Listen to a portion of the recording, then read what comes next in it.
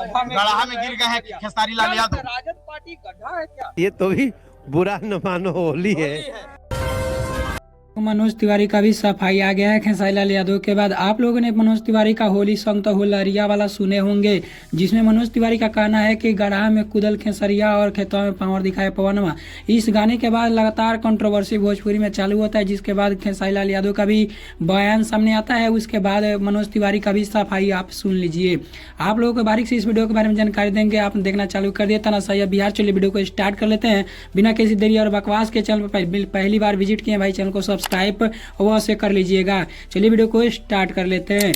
तो मनोज तिवारी का कहना है कि भाई होली में अपना ही सन से मजा लिया जाता है, और जो अपना है उसी के बारे में जो चर्चित होता है उसी के बारे में हम चर्चा करते हैं। और मेरा कहना है कि मेरा अपना है, दोनों मेरा छोटा भाई है और पवन खेसारी। अगर मैं चाहता हूं कि जैसे मनोज तिवारी और निरहुआ और रवि किशन सांसद ज्वाइन किए, उसी तरह यह दोनों मेरा छोटा भाई है पवन और खेसारी। अगर ये लोग जुड़ना चाहे तो उसका माध्यम में बनूंगा।